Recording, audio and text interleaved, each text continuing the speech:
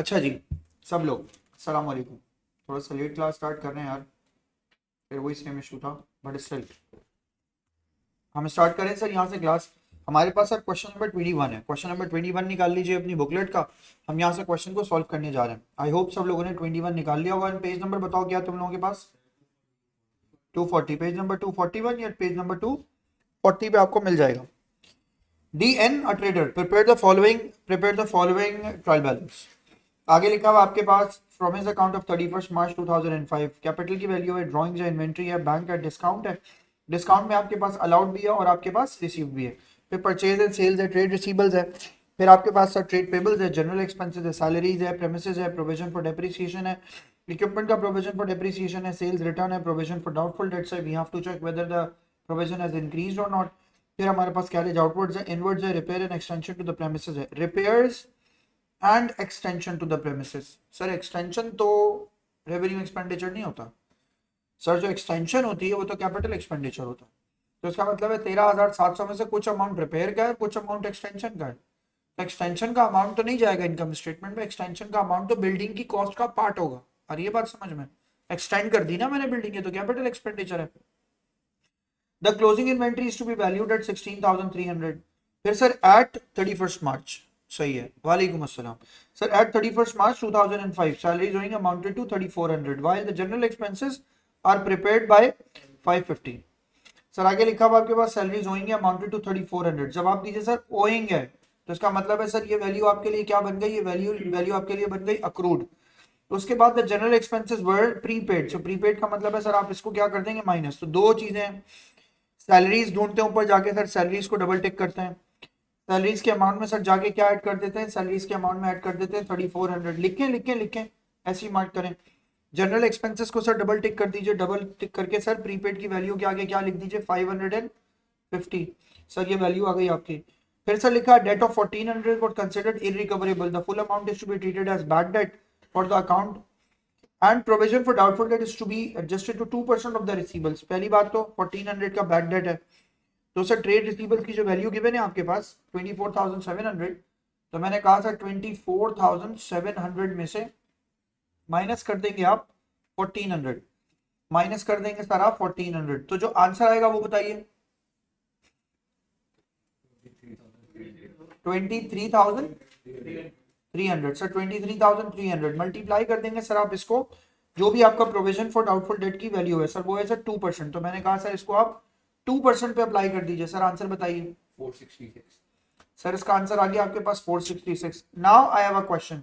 Sir opening value कितनी है 555, closing value है 466। तो मैंने कहा सर अगर मैं यहाँ टी अकाउंट बनाता हूँ तो मैं यहाँ लिखूंगा brought down, and the brought down is 550 and the closing value is 466। Now we have to see whether the PFD has increase और डिक्रीज। सर डिक्रीज हो गया है। सर कितने से डिक्रीज हुआ? 84। सर 84 से सर ये डिक्रीज हो गया, सही है। पहले मैंने रिसीवेबल्स में से बैड डेट्स को क्या किया, माइनस, और बैड डेट्स को माइनस करने के बाद सर उसमें जो वैल्यू आ गई फिर मैंने उसको यहाँ पे यूं निकाल लिया। आ गया राइट? मेरी बात समझ में आई? रमीशा कोई सवाल है तो पूछो, सोल ट्रेडर है। डिक्रीज हुआ है तो अदर इनकम में जाएगा, ठीक है। आगे बढ़ते हैं सर क्वेश्चन में। सर उसके बाद देखें क्वेश्चन के अंदर sir provision for the doubtful debt पे लिखा off the repairs and extension to premises 700 related to repairs. सिर्फ 700 रिपेयर्स के हैं, बाकी सारे एक्सटेंशन के हैं। प्रेमिसेस के रिपेयर्स एंड एक्सटेंशन की वैल्यू यहाँ पे 13,700 आ गई। सर इसमें से कितना निकाल देंगे, 700। सर जवाब दें बचेगा क्या, बचेगा आपके पास 13,000। तो सर अब सुने, गौर से सुने, एक्चुअली कहानी ये नहीं है, गलत। एक्चुअली कहानी ये है, रिपेयर्स में से 13,000 निकाल दो ताकि बचे इसके अंदर कितना, 700, और 13,000 को ले जाके प्रेमिसेस के अंदर क्या कर दो, ऐड। ये करना है। और ये मेरी बात समझ में, 93,000। and then we have equipment 10% reducing balance method, there were no additions or disposals during the year। ठीक हो गया। तो इक्विपमेंट की वैल्यू आपके पास क्वेश्चन में क्या गिवन है, 29 और 9,200। मैंने यहाँ लिखा 29,000 माइनस किया मैंने उसमें से 9,200, मल्टीप्लाई कर देंगे सर इसको 10% के साथ। सर आंसर बताइए। 1980। सब लोग देख लो, डन। फिर 2% स्ट्रेट लाइन लगाने सर किसके ऊपर, the cost of value at the end of the year, premises के ऊपर। तो सर प्रेमिसेस की वैल्यू है 13,000 और 80,000 को प्लस करें, वैल्यू कितनी आ गई 93,000 का। सर आप लगा दीजिए 2%। सर आंसर बताइए।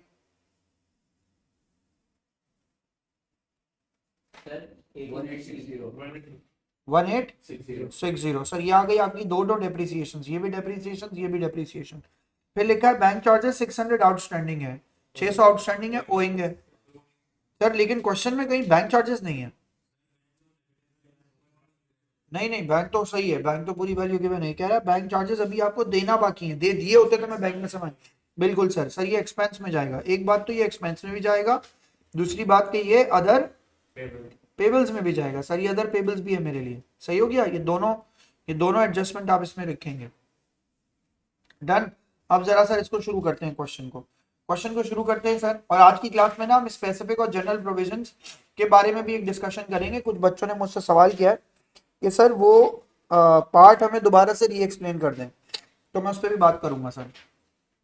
सबसे पहले आ जाते हैं सर इसके अंदर, यहाँ लिखते हैं आके सेल्स। क्वेश्चन में देखते हैं सर हमारे पास सेल्स की वैल्यू कितनी गिवन है।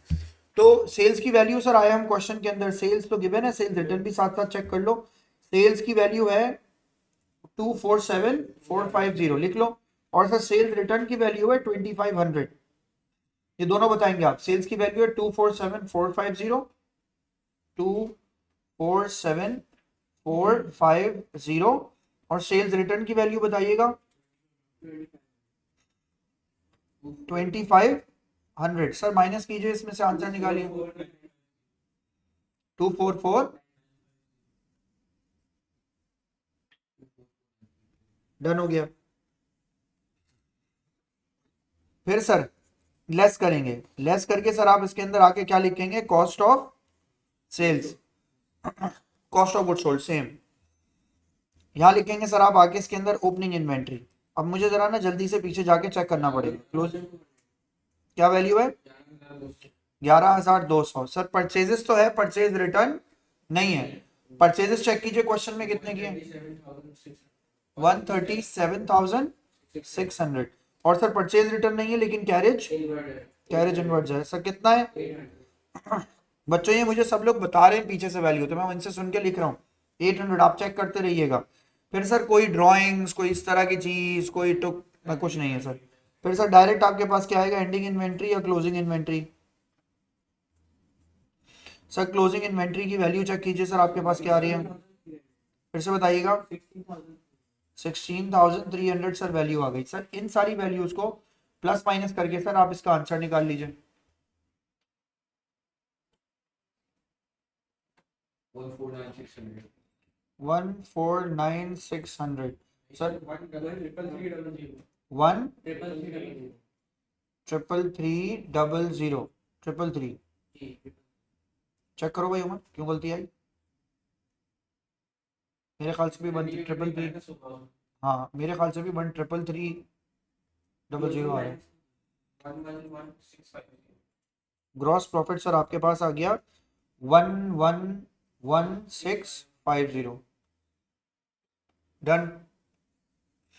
फिर सर आप इसके अंदर क्या करेंगे, फिर आप इसके अंदर ऐड करेंगे सर आप इसके अंदर other income. Sir other income के अंदर सबसे पहले आपके पास क्या आएगा, सबसे पहले आएगा सर आपके पास डिस्काउंट रिसीव्ड। मैंने सर यहाँ के क्वेश्चन में लिखा सर आपके पास आएगा डिस्काउंट रिसीव्ड। डिस्काउंट रिसीव्ड के बाद क्या आएगा सर आपके पास, हाँ सर फिर आएगा आपके पास reduction in provision for doubtful debt. अब क्वेश्चन में यार इतने लेवल पे ना आपको याद भी रखना होता है। डिस्काउंट रिसीव्ड की वैल्यू चेक करें सर क्वेश्चन में। डिस्काउंट दोनों तरफ गिवन थे, एक 1900 का, एक 1500 का। 1900 वाला जो है ना सर, वो पिकअप करेंगे। और फिर रिडक्शन आ गया 84 का, तो मैंने सर आके यहाँ पे लिखा डिस्काउंट रिसीव्ड आपके पास कितने का आएगा 1900 का, और reduction in provision for doubtful date कितने का आएगा 84 का, है ना ऐसे 84 का। वो तो डिस्काउंट अलाउड है, डेबिट वाला एक्सपेंस होगा, क्रेडिट वाला इनकम होगा। दोनों को प्लस कर लें सर 1984। चाहे तो इसे प्लस करके लिख दें, मैं भी चाहूंगा कि आप लिख दें। रमीशा कोई सवाल है, जोहेर कोई सवाल है, आशिर बेटा कोई सवाल है।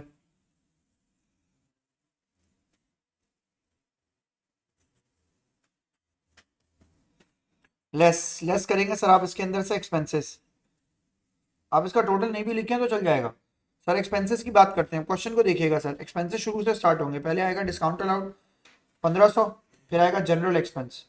तो पहले एक एक करके लिखता हूँ सर। एडजस्टमेंट्स देखिए मैंने कुछ की नहीं है। मैं सबसे पहले यहाँ आऊँगा, यहाँ पे आके मेंशन करूंगा सर। सबसे पहली चीज़ मेरे पास क्या आएगी, डिस्काउंट अलाउड। सर जवाब दीजिए डिस्काउंट अलाउड की वैल्यू कितनी है, 1500। सर जवाब दीजिए डिस्काउंट अलाउड के बाद क्या है। सर मैं यहाँ लिखूंगा आके, दूसरी चीज़ आपके पास आएगी जनरल एक्सपेंसेस। सर पहले जनरल एक्सपेंसेस की एक्चुअल वैल्यू बताइए, 37,400। फिर उसमें से 550 आप माइनस करेंगे क्योंकि प्रीपेड होगा। Sir answer 36850। फिर जनरल एक्सपेंसेस के बाद देखें क्वेश्चन में पीछे, हाँ बिल्कुल, फिर सैलरीज आएगा। फिर आपके पास बस यही गिवन है ट्रायल बैलेंस में। कैरेज आउटवर्ड्स भी गिवन है सर, रिपेयर्स भी गिवन है सर। यहाँ आएंगे सबसे पहले, यहाँ लिखेंगे आगे सैलरीज। सर जवाब दीजिए सैलरीज की वैल्यू क्या आ रही है, एक्चुअल यही है, एक्चुअल बताओ। 68,300 प्लस, हाँ वर्किंग करके दिखाओ बिल्कुल। और एक्रूड बताओ कितने का है,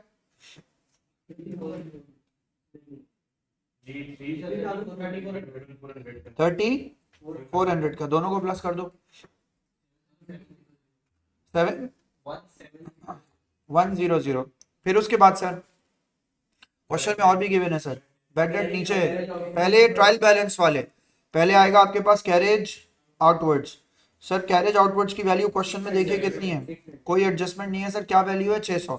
फिर उसके बाद सर रिपेयर्स, रिपेयर्स याद है 700 वाले, 700 के आपके पास रिपेयर्स आ गए। अब आते हैं एडजस्टमेंट, कैपिटल एक्सपेंडिचर है, प्रेमिसेस में ऐड करेंगे उसको।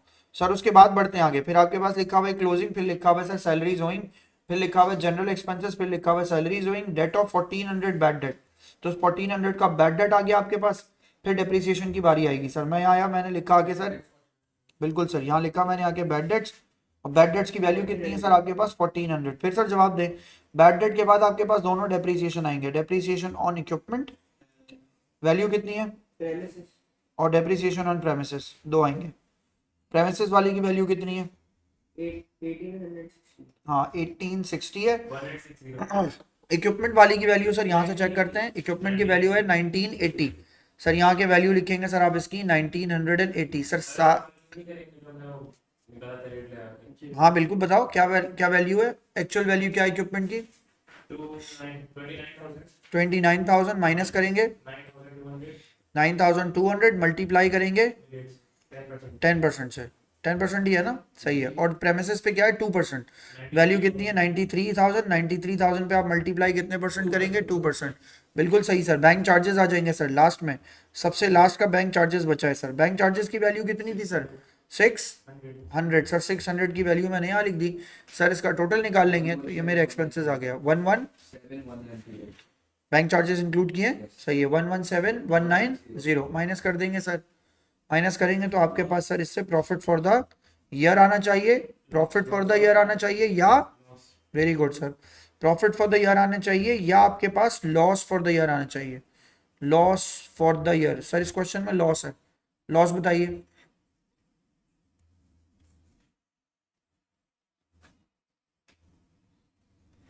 लॉस बताइए सर।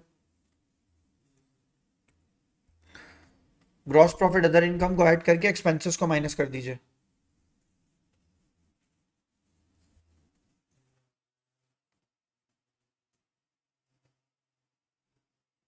आंसर बताइएगा सर इसका क्या आ रहा है,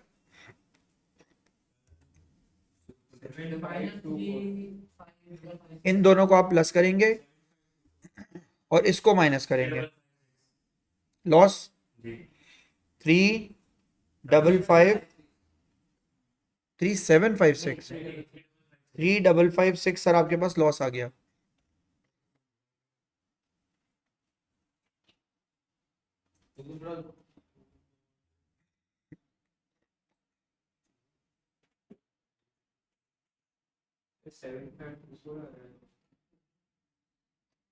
सेवन 524 क्यों आएगा, एक्सपेंस की वैल्यू क्या आ रही है, 117190 यही आ रही है। अदर इनकम को ऐड किया 1984 को, फिर करो ना दोबारा, 111650 ऑनलाइन भी बच्चों की आ रही है, रमिशा ने भी यही आंसर लिखा है, आंसर यही आ रहा भाई 3556, मेजॉरिटी बच्चों का सही है। चलिए सर आगे देखें सर। सर अब स्टेटमेंट ऑफ फाइनेंशियल पोजीशन बनाएंगे इसकी।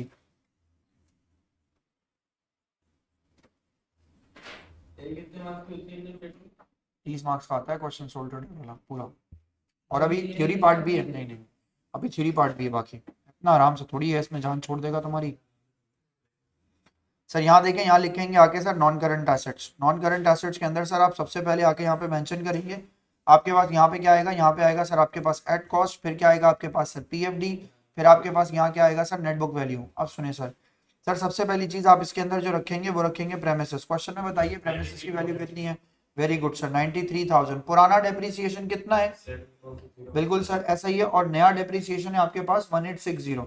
पुराना डेप्रिसिएशन आपके पास सर जो क्वेश्चन में मौजूद है प्रोविजन फॉर प्रेमिसेस का, वो 5600 है। बिल्कुल सर, इसमें नया वाला भी ऐड कर देंगे तो आंसर आपके पास क्या हो जाएगा 7460। सर ये वैल्यूज आ गई मेरे सामने, सही है सर। माइनस करेंगे तो 85540 सर इसकी वैल्यू आ गई। फिर सर आपके पास क्या आएगा इक्विपमेंट। इक्विपमेंट की असल वैल्यू है 29,000। सर मैंने यहाँ के लिखा सर आपके पास वैल्यू आ जाएगी 29,000। 29,000 में पीएफडी लिखेंगे सर, पीएफडी पुराना और नया ऐड कर दीजिए 11180, माइनस करके आंसर बताइए 17820। सर इन दोनों को आप प्लस कर देंगे 103360। सर ये आंसर आ गया। फिर सर उसके बाद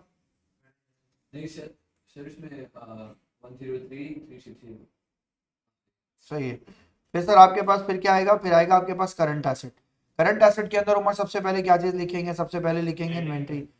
अब इनकम स्टेटमेंट में भी गिवन है वैसे वो, इनकम स्टेटमेंट में आपने एंडिंग इन्वेंट्री 16300 की लिखी हुई है, तो मैं यहाँ आया, मैंने आके यहाँ लिखा सर एंडिंग इन्वेंट्री 16300 की लिख दी मैंने।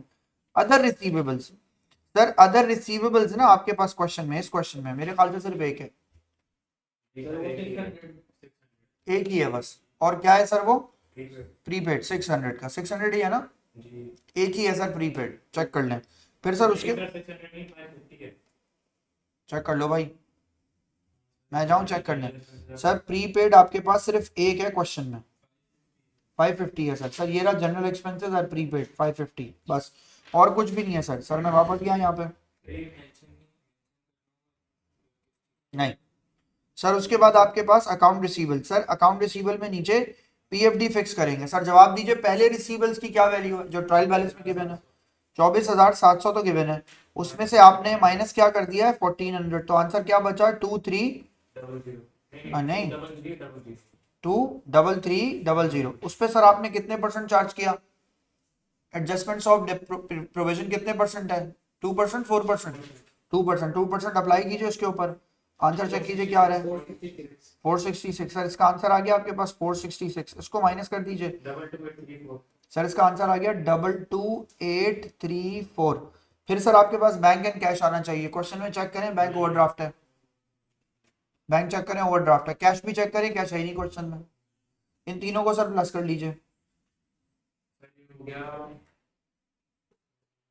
39684। मुनीब डेप्रीसिएशन बेटा पुराना वाला डेप्रीसिएशन और करंट ईयर डेप्रीसिएशन, पीएफडी का अकाउंट बनाया, ब्रॉड डाउन वैल्यू यहाँ रखी, इनकम स्टेटमेंट यहाँ रखा, तो सीडी आ गया मेरे पास। मैंने ये कहा ब्रॉड डाउन की वैल्यू कहाँ से आएगी, ट्रायल बैलेंस से। इनकम स्टेटमेंट आपने कैलकुलेट किया डेप्रीसिएशन, दोनों को प्लस किया तो सीडी आया। मुनीब सही है, डन। सर आंसर बताएं क्या आ रहा है, आंसर आ रहा है 39684। सर टोटल बताइए 14304। सर इसका आंसर आ गया 14304। फिर सर उसके बाद सर चेक करें आपके पास क्वेश्चन में क्या आएगा, आपके पास क्वेश्चन में आएगा sir equity, equity and liability. Sir मैंने यहाँ मेंशन किया आपके पास आएगा equity and liability. Sir equity and liability के अंदर आते हैं, सोल ट्रेडर के लिए काम कर रहे हैं आप, तो आप सबसे पहले यहाँ लिखेंगे आके capital eight start. Sir question में देखिए कैपिटल स्टार्ट कितने का गिवन है। सर कैपिटल स्टार्ट की वैल्यू देखिए मैंने जाके, कैपिटल की वैल्यू गिवन है 1,10,000, ड्रॉइंग्स 1800 की हैं, और कोई ड्रॉइंग्स नहीं है क्वेश्चन में। सर जाता हूँ मैं यहाँ पे। अब देखें जरा, मैंने इसीलिए दो चीजें एक साथ लिखी नहीं है। कैपिटल स्टार्ट, उसके अंदर सर मैंने यहाँ के क्या लिखा, उसके अंदर मैंने यहाँ के लिखा सर ड्राइंग्स। सर उसके बाद क्या लिखूंगा, प्रॉफिट या loss? Loss of the year, loss of the year. Capital start की वैल्यू बताइए, 1,10,000। ड्राइंग्स कितने की है, 1800 सर। और लॉस कितने का है, 3,556। प्लस माइनस कर लीजिए सर, 104,644। सर ये आंसर आ गया इसका। फिर सर इसके फौरन बाद आप यहाँ के लिखेंगे सर लाइबिलिटी। क्वेश्चन में चेक करें, नॉन करंट लाइबिलिटी है कोई? नहीं सर, नॉन करंट लाइबिलिटी नहीं है, तो सबसे पहले आपके पास क्या आ जाएगा, current liability. Sir current liability में आपके पास सबसे पहले क्या आएगा sir, trade pebbles. Sir question में चेक कीजिए, ट्रेड पेबल्स की वैल्यू कितनी है, 26,200। फिर सर जवाब दीजिए, आपके पास अदर पेबल्स की वैल्यू कितनी है? अदर पेबल्स 3,400 प्लस 600, दो ही है। बैंक चार्जेस नहीं होंगे, और एक अक्रूड भी गिवन था ऊपर, सैलरीज की, दो ही है। टोटल कर लें सर इसको, इसका टोटल आ गया आपके पास 4,000 सर। बैंक ओवरड्राफ्ट, हाँ वैल्यू कितनी है, 8,200। 8,200 सर मैंने यहाँ लिखा 8,200। सर इन सारी वैल्यूज को आपस में क्या कर दीजिएगा sir, plus. I know 384 plus करके देखें सर इन वैल्यूज को।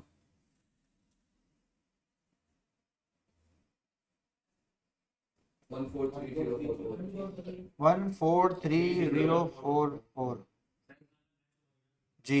पाकिस्तान जिंदाबाद, है ना, या पाकिस्तान से जिंदाबाद, दोनों में से कोई भी एक, whatever.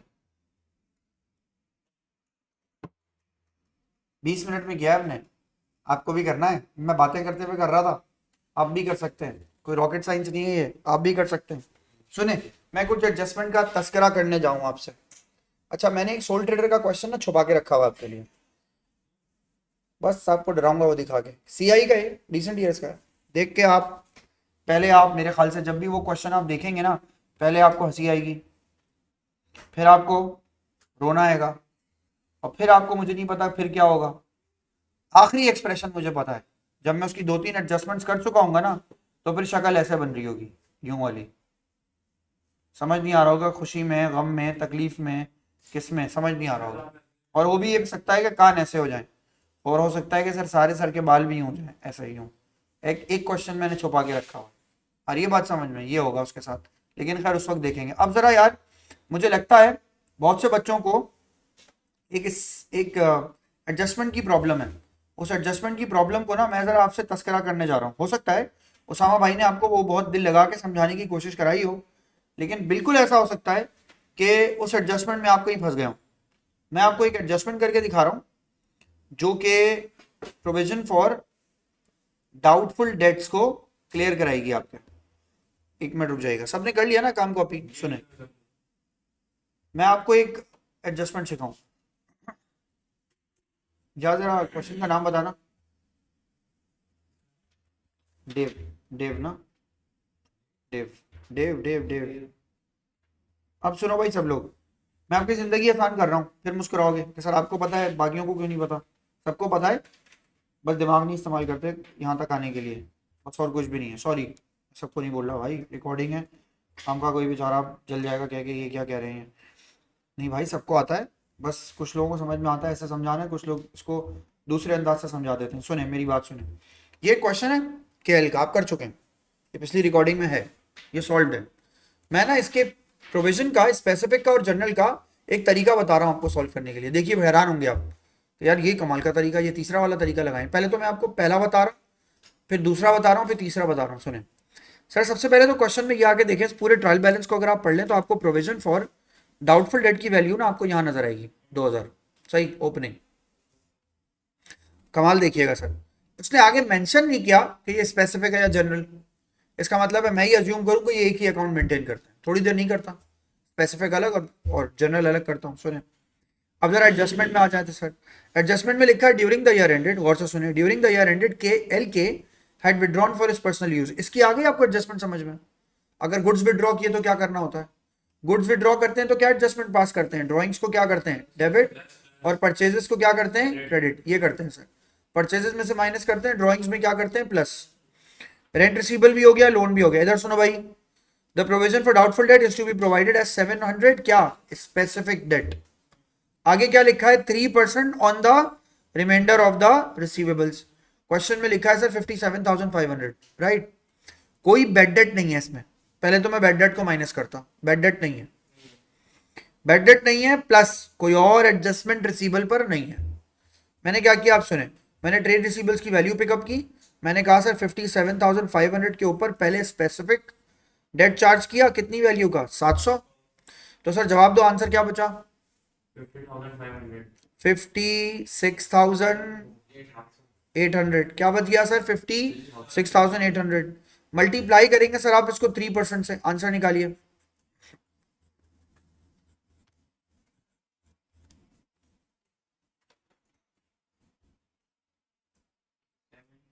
Seven zero four. 1704 answer आ गया। मैं आपको हैरान करूंगा आखिर में। आपने जो लोग इसको मुश्किल समझ के आए ना, मुझसे बहुत सारे लोगों ने सवाल किया है। मैं जो कर रहा हूँ ना, उसको किसी से कंपेयर मत कीजिएगा, मैंने सालों में सीखा भाई। ये आंसर आ गया। सुनो भाई, दो तरह के है ना प्रोविजन। आपको पढ़ाने वाले ने ये पढ़ाया होगा कि sir provision for doubtful date का एक स्पेसिफिक बनाओ, एक प्रोविजन फॉर डाउटफुल डेट का क्या बनाओ? जनरल बनाओ। बहुत अच्छी बात। सर ब्रॉट डाउन की वैल्यू कितनी आएगी? 2000, ये गिवन है। कैरेट डाउन की वैल्यू क्या आएगी? जो यहाँ लिखी हुई है, क्या आ रही है सर? 1704 लिख लिया मैंने। स्पेसिफिक गिवन नहीं है तो मैंने इसको ब्रॉट डाउन को क्या करा? 0। इसने कहा क्लोजिंग में गिवन है, क्या वैल्यू आ गई? 700। दिमाग लगाना, ये बढ़ गया, ये क्या हो गया? कम हो गया। एक जो बढ़ गया वो कितने से बढ़ गया? 700 से। और जो एक कम हो गया वो कितने से कम हो गया? 296 से कम हो गया। हो गया ना? अब सुने, द ग्रेटेस्ट कंफ्यूजन, एक इनकम दूसरा एक्सपेंस। तो 700 एक्सपेंस है, माइनस 296 करके जहन में सोचना पड़ जाएगा बैठ के कि असल क्या है। एक्सपेंस ज्यादा, इनकम कम है, तो आंसर एक्सपेंस आएगा। आएगा ना? क्या आंसर आ रहा है? 404।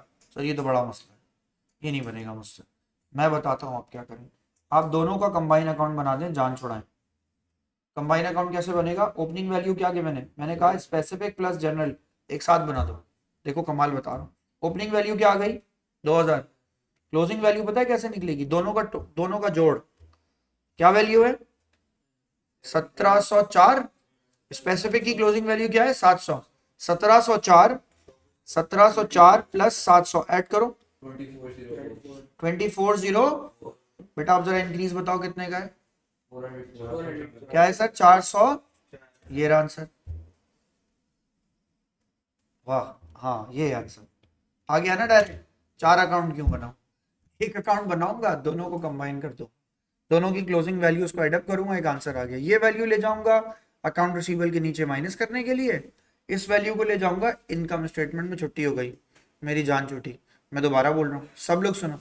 इसको सॉल्व कराने के लिए ना, सब जिसने आपको पढ़ाया ना सही पढ़ाया, इसको पढ़ाया पूरी जगह पे इसी तरह जाता है। वो ये कहते हैं भाई स्पेसिफिक और जनरल प्रोविजन के 2 अकाउंट बनाओ। मैं फिर से सबके लिए सॉल्व करता हूँ, सुनिए। लेकिन जरा अपना कैलकुलेटर अपने पास रखिएगा, सुनिएगा।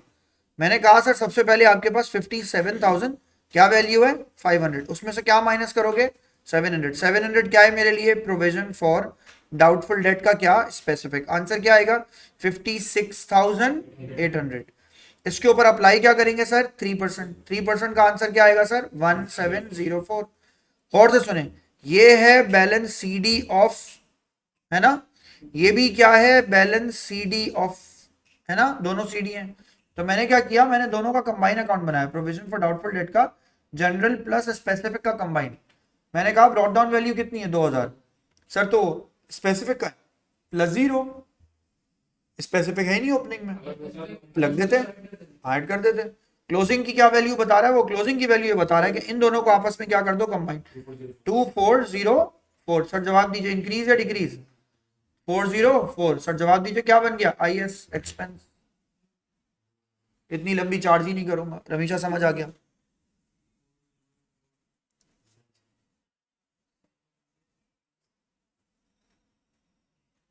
डन। Yes. अब सोल ट्रेडर आपके हवाले है कुछ दिन, कल से यार आज मैं क्लास ना, अब मैं आपके लिए ना, मैं खुद माजरत ख्वाह हूं कि मैं ये क्लास जो है 7:15 7:20 पे स्टार्ट करता हूँ हार्डली, बहुत मुश्किल से। नहीं लेकिन मैं क्या कर रहा हूँ सुने, मैं कल से ना अपनी जहां मैं क्लास लेने जाता हूँ दोपहर में गुलशन में, मैं कल से उनकी क्लास 15 मिनट पीछे ड्रैग कर रहा हूँ सब, क्योंकि यार मैं अक्सर ऐसा होता है यहाँ आता हूँ मुझे भूख लगी होती है, या तो मैं वहीं खाना खा के निकलूंगा, तो कल से मैं आपकी क्लास टाइम पे लूंगा 7 बजे। मुझे खुद अफसोस होता है यार, क्लास नहीं छोड़ना चाहता मैं इतनी। रमजान में यार 3 दिन आपको यहाँ पढ़ाऊंगा, 3 दिन आपको ऑनलाइन पढ़ाऊंगा, 3 दिन आपको कैंपस पे पढ़ाऊंगा और 3 दिन आपको ऑनलाइन पढ़ाऊंगा। अच्छा और ना उसामा भाई शायद आपको जो है वो 3 दिन में से किसी 3 दिन पढ़ा रहे होंगे। कॉलेज नहीं है, कॉलेज नहीं है रमजान में। 28 फेब को हमें जो है ना कोर्स ऑफ करने के लिए कहा है, हम कोर्स ऑफ करेंगे। हाँ बस 7 मार्च तक हमें कोर्स ऑफ करना है। अब सुने मैं आपको एक कहानी भी सुना रहा हूँ। रमजान हम बहुत स्पेशलाइज पढ़ाई के साथ गुजारेंगे। हम रात में भी एक दफा क्लास लेंगे, ऑल्टरनेट लेंगे बेशक, मगर लेंगे। हमारा ना एक बहुत बड़ा एरिया रमजान में ना कोर्स का कवर हो जाना चाहिए। मैं एक्सपेक्ट करता हूँ कि अप्रैल में हमें बहुत अच्छा, जैसे उस बच्चे ने बोला कि सर हमें जो है ना कोई वर्कशॉप टाइप की चीज जो है वो पता चले ताकि हम क्विकली रिवाइज करें। तो इंस्टेड ऑफ हम 1 दिन 2 दिन 4 दिन में बैठ के जो है पूरा कोर्स घिस रहे हो, हम अप्रैल में कोई 20 दिन का प्लान बनाएं और हर टॉपिक को 3 3 दिन के ऊपर रिवाइज करें। वो बेस्ट हो जाएगा। वो आपको समझ में आएगा कि यार शुरू से आखिर तक बात दोबारा भी हो गई। बस इतनी मेहनत हो सकती है आपके साथ। मैं कोर्स खत्म करूं एज अर्ली एज पॉसिबल, 20 दिन का आपको रिवीजन प्लान दूं। मैं किसी बाहर के बच्चे को बुलाऊं यार, मैं नहीं समझता। मैं हमेशा कहता हूं यार इतने पैसे कमा के भी कुछ नहीं करना इंसान ने, इसलिए आना होगा आ जाएगा, नहीं आना तो मैं आप ही के लिए रखूंगा वो क्लासेस। मतलब मैं पूरी कोशिश करूंगा कि आपको 2 2 आवर्स 3 3 आवर्स पे ना आपको एक पास पेपर बेस्ड ना असाइनमेंट काम कराऊं ताकि आप पूरा काम एक साथ कंप्लीट करें। हम डेप्रिसिएशन को प्रायोरिटी देंगे, हम लिमिटेड कंपनी को प्रायोरिटी देंगे, हम रेशोस को प्रायोरिटी देंगे। जिनका नाम मैं ले रहा हूँ यही है, मैं उन्हीं को प्रायोरिटी दूंगा जिन पे मैं पहले काम करूंगा। आ रही है बात समझ में? फिर मैं कॉस्टिंग में मार्जिनल कॉस्टिंग के डिसीजन मेकिंग को प्रायोरिटी दूंगा उस वक्त। अभी नहीं दे सकता, अभी तो आप बच्चों वाली चीजें सीख रहे हैं उसमें, अभी तो आपने वे बियॉन्ड आपने काम करना है उसके अंदर। फिर मैं पूरी कोशिश करूंगा रमजान में ना आपका कोर्स वाइंड अप करूँ, लेकिन ये बड़े अच्छे प्लान के साथ होगा। वजह सुनो क्यों? सुबह शाम दिन रात नहीं पढ़ सकता कोई, किसी के अंदर इतना पोटेंशियल नहीं है।